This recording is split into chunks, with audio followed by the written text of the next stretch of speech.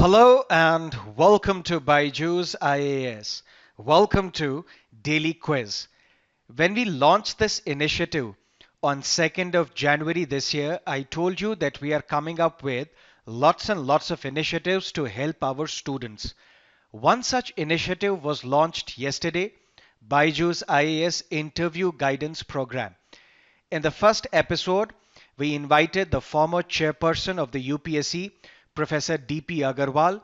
The second episode will be launched tonight, 9 p.m., wherein we have invited former IFS officer Mr. Amit Das Gupta, wherein he will discuss important international relations topics for UPSC CSE interview. If you're liking these initiatives, please let us know. And how can you let us know? Let's see if we can have 5,000 likes on this video. That is one way of letting us know that we are of some help to you. So let's get started and look at question number 1. Which of the following statement is or are correct regarding Pradhan Mantri Kaushal Vikas Yojana? Please pause the screen, take a look at the three statements and let us know in the comment section what is the right answer. What is the context? This is today's The Hindu newspaper, and there is this column which talks about the third phase of Pradhan Mantri Kaushal Vikas Yojana.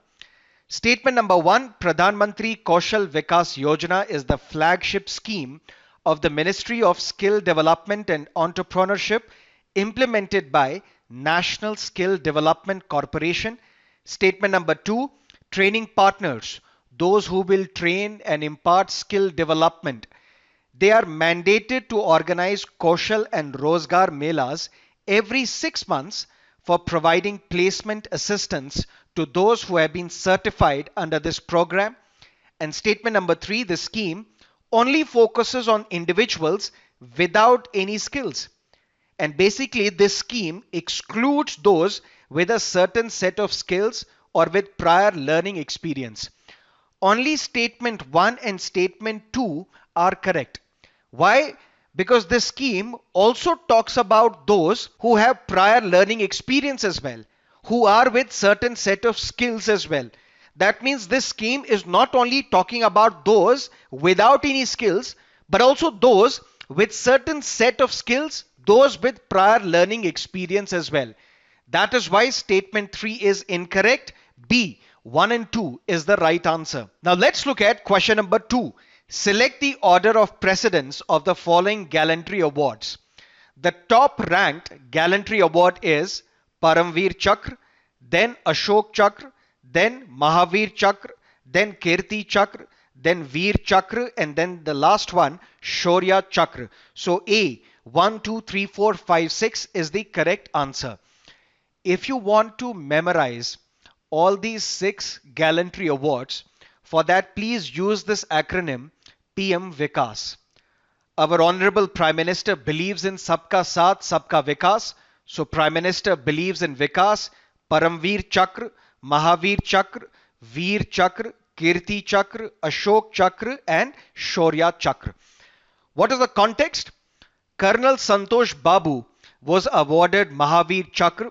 He played a very important role in the Galwan clashes along the line of actual control between India and China and unfortunately lost his life. But the parents of Colonel Santosh Babu, they are not entirely happy with the Mahavir Chakra because basically they were demanding the highest gallantry award, which is the Paramveer Chakra. Now let's look at question number 3 because Padma Awards were also announced.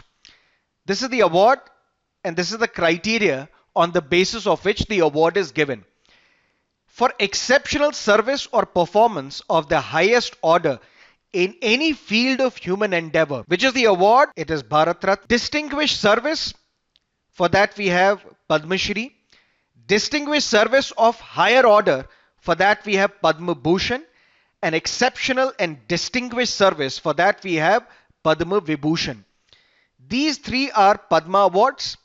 Bharat Ratna is not part of the Padma Awards. It is a separate category altogether. The topmost Padma Award is Padma Vibhushan. Then we have Padma Bhushan. Then we have Padma Shri. But none of these are correctly matched. D is the right answer. What is the context? Padma Awards and the political messaging. This is today's The Hindu newspaper. Now let's look at question number 4. Staying with the theme of the awards, the recommendations for Bharat Ratna are made by the Prime Minister to the President of India, but these recommendations, however, are not binding on the President. Number 2, the number of Bharat Ratna awards is restricted to a maximum of 3 in a particular year. Statement number 3, the government has conferred Bharat Ratna on 45 persons till date. Number 4, it is mandatory to award Bharat Ratna every year. What is the correct answer? Every advice of the Prime Minister is binding on the President of India. President does not have discretionary power, so statement number 1 is incorrect. And now it becomes easy for you to pick the right answer. If 1 is not correct, that means A, B and D cannot be the right answer. What is the right answer? Only 2 and 3.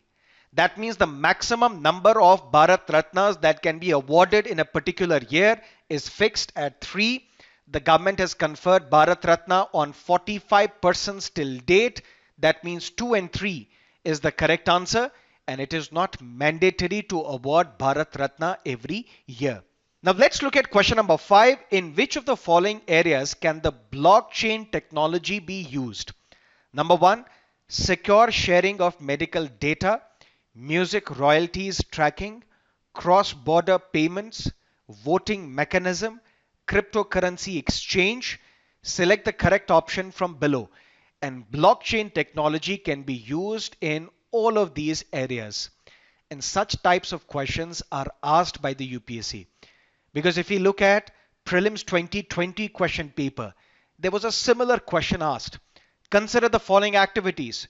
Number 1, spraying pesticides on a crop field, inspecting the craters of active volcanoes, collecting breath samples from spouting whales for DNA analysis. At the present level of technology, which of the above activities can be successfully carried out by using drones? And what is the correct answer? D, 1, 2 and 3. All of the above. What is the context of this blockchain technology question? If you look at today's The Hindu newspaper, there is this editorial on the recent proposal of the Election Commission of India to use and check the use of blockchain technology for having two-way remote voting at designated places. Now let's look at previous year's question paper, Prelims 2019. Atal Innovation Mission is set up under the Department of Science and Technology, no. Ministry of Labor and Employment, no. Ministry of Skill Development and Entrepreneurship, no. It is C, Niti Aayog. Now let's look at the fact of the day, electronic voting machines. Electronic voting machines were used in India for the first time in 1982 in a by-election to the Paravarur Assembly constituency in Kerala. Few important details regarding EVMs. EVMs are manufactured by two public sector undertakings. One is Electronic Corporation of India Limited and the other is Bharat Electronics Limited. One is based out of Hyderabad and the other Bengaluru. The software which is used inside the electronic voting machine, it is burnt only once. That means it cannot be tampered with. These EVMs are basically standalone devices. That means they cannot be remotely operated. They don't have any transmitter. They don't have any receiver. That means when a machine does not have a transmitter nor a receiver, that means it cannot be remotely operated, which means the term hacking cannot be associated with electronic voting machines. EVMs cannot be hacked. There is another term mentioned here, VVPAT, Voter Verifiable Paper Audit Trail. Which are the three things that are displayed on this VVPAT slip? That is something that can be asked in your prelims examination. The three things that are displayed, number 1, the serial number of the vote. Number 2, the name of the candidate. And the third one, the symbol of the political party to which this candidate belongs. And since the year 2017, VVPATs have been used in all these elections. That is it from our daily quiz segment. Thank you for being with us. Have a great day.